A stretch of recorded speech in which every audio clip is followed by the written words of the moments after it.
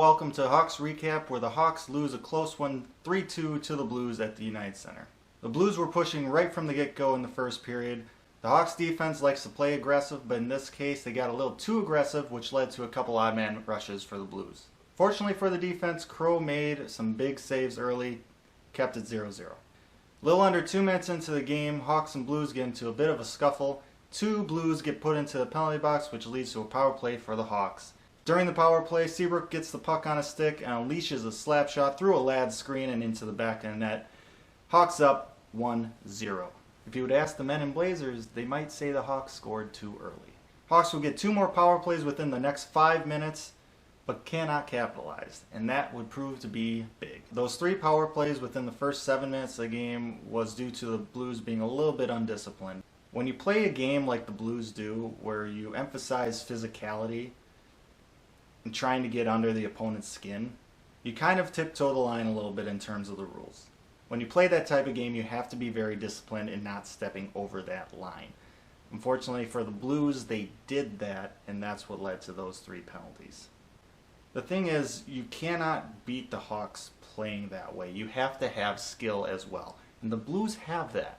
They just focus on their physicality giving them opportunities, with their skill taking over after that. On the other hand, the primary focus for the Hawks is their skill. And it works pretty well for them. They've got 3 rings to show for it. Later in the period, Svedberg high sticks Tarasenko, and the Blues are on the power play. The Blues win the offensive zone faceoff and get a nice little one-timer play past Crawford. The game is now tied at 1 apiece. Not gonna lie, that power play efficiency is pretty impressive. Second period arrives and it proves to be as much back and forth action as the second period in Game 2. Breadman makes a nice little play off the faceoff where he doesn't even pretend like he's going to win it, because he knows he's not. Stick lifts the defenseman, gets the puck over to Nisimov, who kind of fans on it but scores anyhow. 2-1 Hawks. The Blues go on a surge after that and get a lot of really quality chances, but Crow activates God mode and stops all of them. Cheater. If you're not cheating, you're not trying. Hossa finds the puck on a stick and the Hawks have a 3-on-2. Ladd is all alone over on the left-hand side. I have no idea how he got that open. Hossa gets the puck over to Ladd. He shoots, he scores. No, the double post. Why? Why post? Why? Elliott must be paying those posts. That cheater. If you're not cheating, you're not trying. Instead of being up 3-1, the Hawks go into the third period up only by a single goal. Once again, the Blues start pushing forward at the start of the third period. Berglund with the puck just across the blue line, shoots it, hits Rosie's leg, takes a wicked hop off the ice and past Crow's shoulder. Unlucky bounce. What are you gonna do? Both Elliott and Crawford are putting on a show this series, and it's those types of goals that are gonna be the difference in the games. You're gonna win on ugly goals. You saw it in Game 1 with the OT goal off TVR's skate. You saw it in Game 2 with Shaw's garbage goal. And you see it here again in Game 3. So the game is tied at 2 goals apiece, and the next goal could very well be the winning goal. With a little over 6 minutes to play in the game, Kane finds a face with his stick. There's blood. It's a double minor.